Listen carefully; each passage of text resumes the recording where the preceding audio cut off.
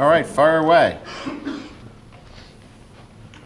Brian, as you finish the season up this week and the next 2 weeks, is all your focus on 213, or is there part of you that says, I want to do some things with an eye towards 2014?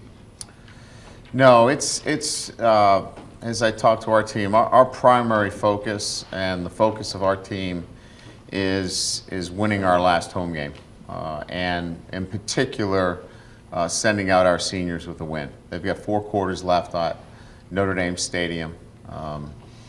They're going to be a huge part of the history of Notre Dame and helping us to 4 bowl games, a national championship, and we are going to do everything in our power to make certain that our seniors go out winners in their last game at Notre Dame Stadium. Right, sometimes in this position, when you not be a conference, it might be a little bit negative because there's nothing less tangible to play for. No matter what happens with Notre Dame, BCS out, and probably whether you win the last 2 or not, you go in the same bowl either way. So what can you tell your players are at stake now? Well, you know, it's really not that hard for us because, you know, whether it's a BCS bowl game or it's not a BCS bowl game, it's still about week to week at Notre Dame. You know, and I mentioned this to you guys before. You know, whether you're playing for the national championship or not, it's really one game. It's trying to get to a national championship, and next year, obviously, playoffs. So whether you're playing in Miami or New Orleans or, you know, whatever the destination is, they're all runner-up games. So it's really about the next game and winning the next game. So that's really the focus of this team, and in particular for our seniors. So the single-minded focus of the group is playing at home for the last time, making certain that we send them out winners, and beating BYU. So it's really immaterial relative to where that destination is. Brian, how do you think Lou held up Saturday? Pretty good. Pretty good. You know, he's fought through it. You know, he was, you know, clearly, you know, a guy that wants to win. His competitive spirit was out there.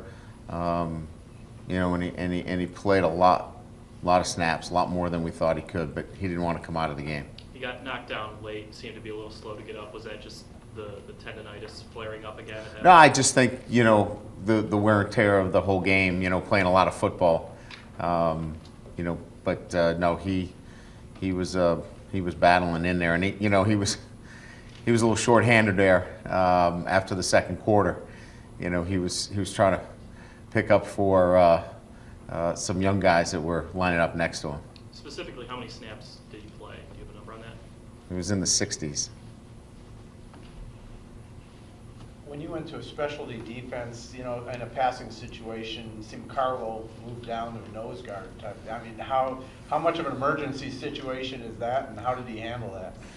You know, we were pulling the ripcord on that one. That was emergency of emergency. We didn't envision that, but it was really our next best option of getting somebody that knew the stunts that we wanted to run in that nickel package. And as a senior, you know, he knew the fronts and the calls, so we could, you know, execute what we wanted to execute. So it was, and we knew that we were really thin in those situations. At that point, Isaac had rolled his ankle, Jerron had rolled his ankle, and we were really down to a situation where, you know, we had to kind of draw it up on the sideline.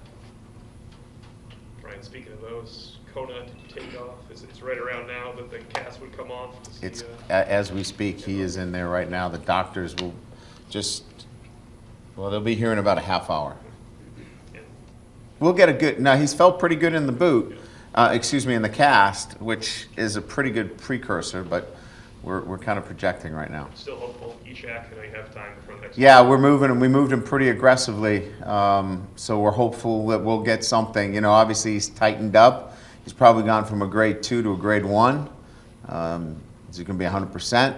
Probably not, but we're hopeful that he's going to be able to contribute. Brian, is there anything you say to the seniors to, have them keep like a pulse of the team to make sure that everybody does stay, focused on the thought of one game at a time and not start thinking about other things or next year or? No, quite honestly, I want our seniors, to focus all their energy, all of their enthusiasm on this game and play their very best. We need our seniors to play their very best. I'll worry about the rest of the guys. My eyes will be on everybody else, because if they're not 100% playing and they're returning, they'll have to deal with me. So our seniors need to just make sure that they are playing their very best in their last home game. And that was the conversation that I had with them, and that's what they need to focus themselves on, and I'm pretty confident they'll be able to do that. As far as not making sure they don't get caught up in the emotions of the last game? Yeah, we've had these conversations before. It's,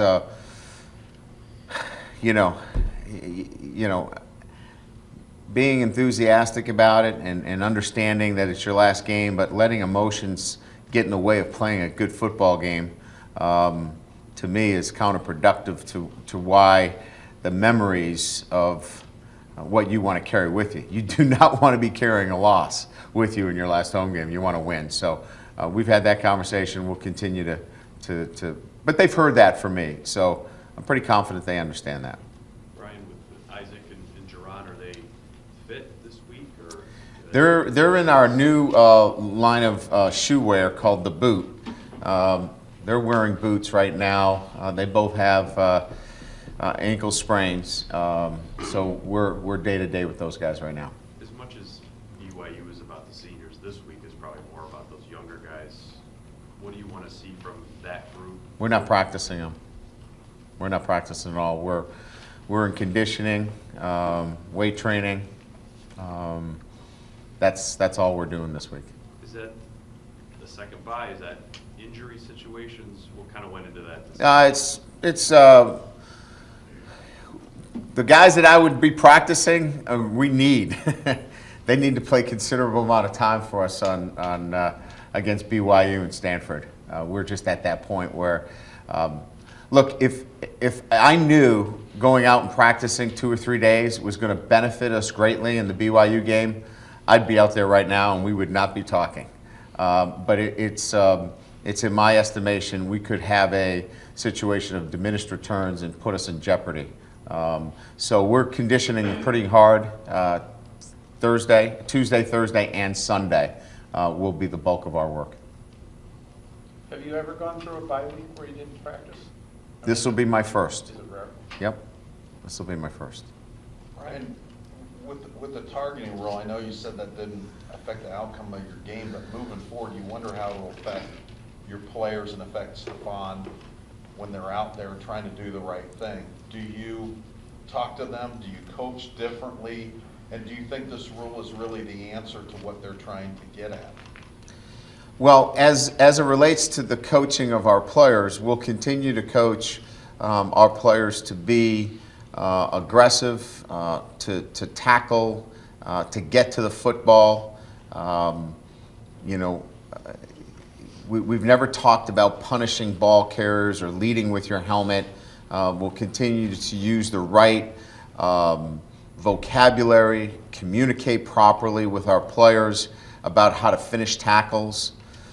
So we won't change, I guess, in terms of the way we go to work on it every day. As for your last question, clearly, when a 320-pound inside player is running from the hash to the numbers at full speed and trying to make a play, and he gets thrown out of the game, I don't think that that's what the rule was intended for.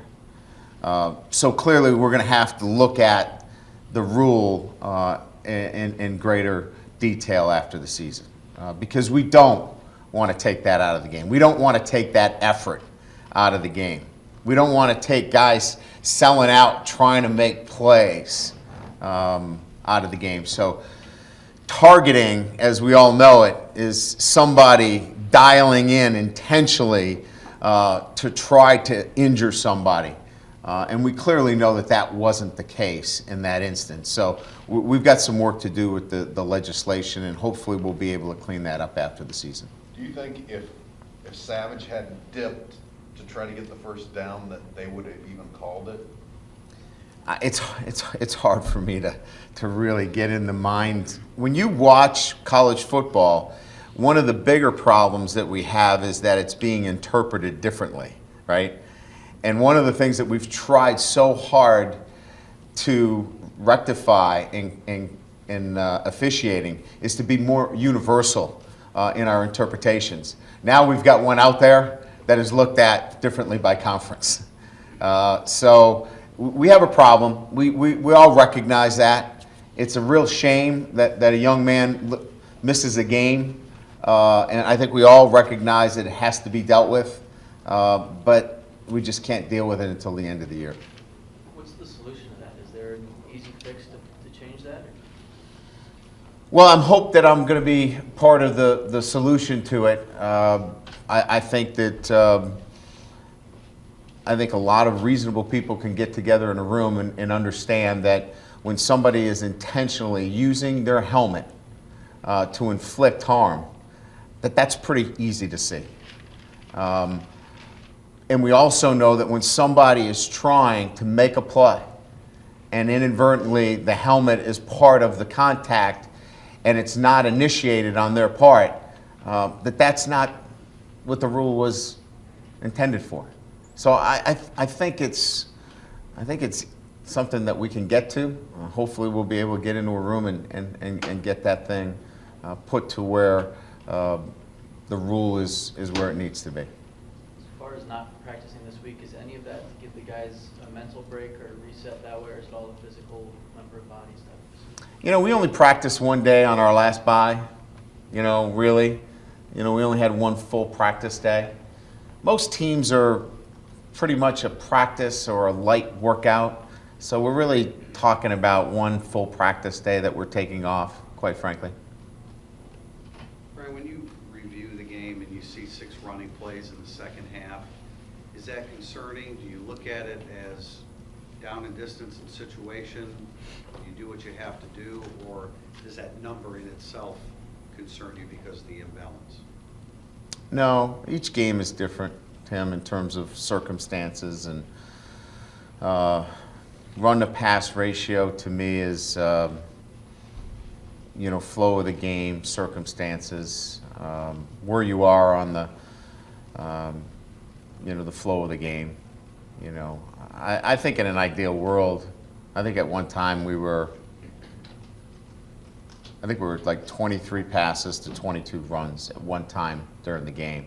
So I think we're always trying to get to a balanced situation. But, you know, the game and the circumstances in the game always, you know, change what's going on. But no, that doesn't concern me. I would like to run the ball more effectively. But, you know, there were some circumstances that prevented us from being able to do that. And Tommy Rees got into a little bit of trouble at times throwing on the run, and in recent games he had started doing that more effectively. Yeah, he did. He had a great 4th down conversion on, you know, buying some time and finding Ben Koyak late. I thought he did a great job there. What are for a guy that is not ultra mobile, what benefits as a play caller do you see that he gains by coming out of the pocket and throwing on the run a little bit? Well, in terms of, you mean moving the pocket, Tim? I mean, Yeah. like sprinting Well, out? Yeah, that's part of, yeah, sure. Well, one of them is number 97, you know, who's a handful inside there, you know, moving the launch point.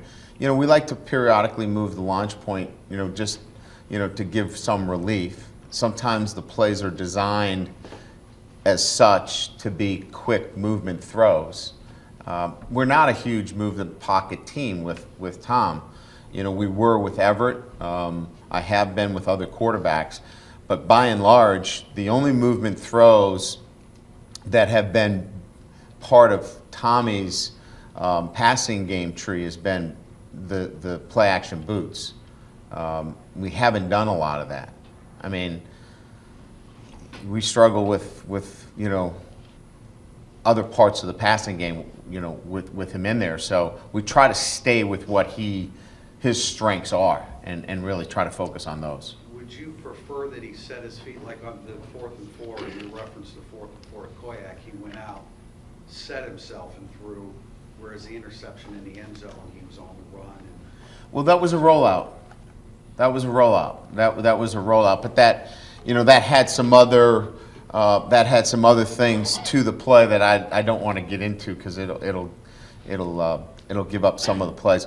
But it should never have gotten to that point. The play should never have gotten to rollout. But it got to rollout, so that was a sprint out pass and designed to be a two-man route. And so that was that particular play. I'd get into too much detail with that. With one home game left, Watt and Martin have been stalwarts there for 3 or 4 years on the left side of the line. What would be the one characteristic, I guess you would say, to kind of sum up what they brought to the program the last couple of years here? Well, first of all, how they practice, the camaraderie of that unit, how to work, their work ethic. They have really shown those young players what it takes as a unit, as a group, in the weight room, on the practice field, and how to stick together as a group. They have really shown that. Now on the field, consistency of performance.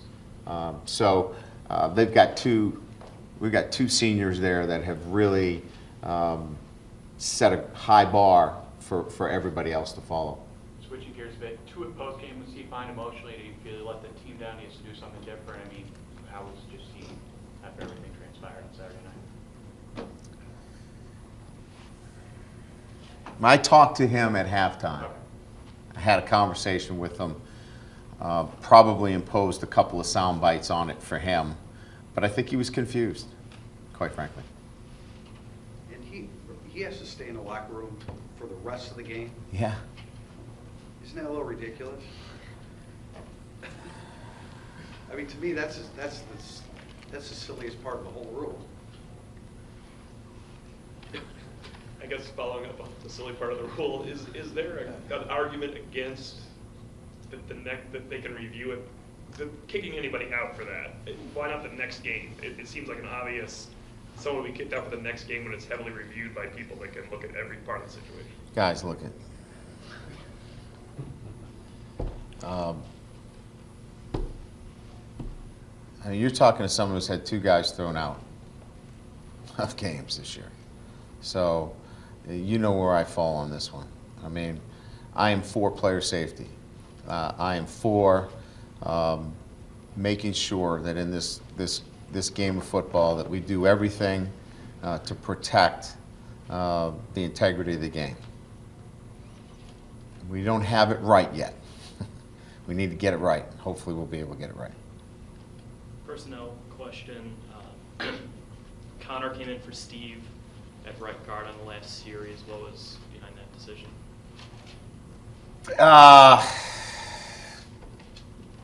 Steve was being aggressive, maybe a little too aggressive at times. You know, Steve is an aggressive player. Sometimes he gets a little bit out in front of himself, and we thought that getting Connor in there would be an opportunity to continue his development as well. He's a freshman, you know. You got a redshirt freshman at right tackle. You got a freshman, you know, at right guard. And you got a first-time player who's playing hurt at center, and you know, they were battling. They were battling. What's Nick playing hurt with? He broke his hand, so he played 3 quarters with a broken hand. And that was he broke it Saturday? He broke it in the first quarter. The one he snaps with and the one he doesn't? Snaps. Right. Nobody, aside from the coach at Notre Dame, gets more criticism from Manval and media than the quarterback. has there been a time this year or at all where you had a, you know, Tommy seems pretty level-headed and able to withstand it from more icy. But is there a time where you know, kind of tell him to ignore the noise and just focus on what you're doing, or? No, he hears it. He hears it. We're, you know, look, it's, it's the nature of being at a high-profile university. And Tommy knows what he signed up for. I know what I've signed up for. We love being at Notre Dame, but when you don't perform well, you're going to be open to the kind of criticism that comes with not performing at the level that you need to perform at. Look, we're all accountable, okay? And nobody here is looking for excuses. You know, we're looking for solutions. But the facts are the facts. We turned the ball over 8 times in our 3 losses, and we took it away once. In our 7 wins, we turned it over 5 times and took it away 7 times. In our 3 losses, we gave up runs or passes of 64, 63, and 54 yards. In our 7 wins, we gave up 1 48-yard pass to Purdue. Now, those are facts, okay? So we live in finding solutions to those, and we know what they are, and we know how to win and what we need to do to win. And so our focus is we can't worry about all those other things. It's out there, and it comes with the territory. And when you're at Notre Dame, that's what happens. But you can't waste time worrying about those things. You got to go with the facts. And the facts are you got to take care of the football, and you can't give up the big plays. And if you do that, you can win football games here each and every week at Notre Dame. If you don't, you're going to lose. And you're going to open yourself up to all types of criticism, and deservingly so. Brian, I was curious what you think of this new rule that allows early enrollees to sign their scholarship papers, 1, and 2, if maybe you have any plans to take advantage of that. Yeah, it's a very good question. Well, I think there's a benefit for the student athlete, and I think I mean, if you look at it, it is a very friendly rule as it relates to signing a grant and aid. There is no binding commitment here. You still can go elsewhere, but certainly is a commitment of financial assistance. We are considering using it. We haven't made that decision. We had a staff meeting today, and we're considering it. But I think it's a good piece to have out there. I think it's more than a verbal. I think it's a handshake is what we've talked about. I think it becomes a handshake and maybe even more of a stronger commitment than just a verbal. And a guy, early enrollee last year on Owalu, just curious kind of what you see. You know, we've seen him kind of in little bursts this year. What you think of his development to this point? I love James Onualu. You know, great catch, first catch, you know. You know, we've used him primarily in some specific circumstances that we think fit his skill set, but you know, he's helped us in special teams. He's a tough kid. I love his toughness, and he's going to continue to help our football team. Ryan, I wanted to double back to Nick Martin for a second. Can he snap going forward? Obviously, he did it with the broken hand in the game, but what do you do with that moving forward? Well, he's got a boxer's fracture, which is, as I'm told, is a fracture right at the knuckle. We're gonna cast it, and he's working on it right now, and he wants to play, and we think we can make it work. Would he then play with a cast on? Is that what you're yes. saying? Okay. Yep. And I want to follow up Tim's question about the running in the second half. You mentioned it's the flow of the game and so forth. I guess for the untrained eye, you would say you're head in the game, and you're also real thin on your defensive line and maybe wanting to protect that. And I wondered why the flow of the game wouldn't take you to more of a commitment to run in the second half. Well, you know what? It's hard for me to comment. Generally speaking, I'd have to look at the series. You know what you're specifically referring to. You know, what was the down and distance? What were the circumstances? You know, I mean, we know when we need to burn clock and control the football. and know when we have some easy, looks. Look, we were 0 for 5 in screens. They might have been some cupcake throws that we had. I don't know, but we were 0 for 5 in screens. Come on.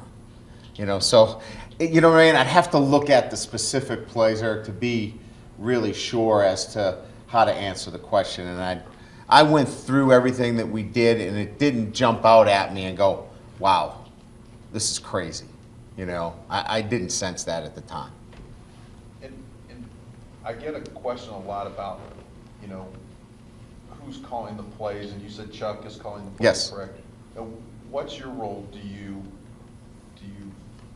say, yeah, that sounds great, or do you have veto power, or do you try to have your input more into the game plan and let the flow just go?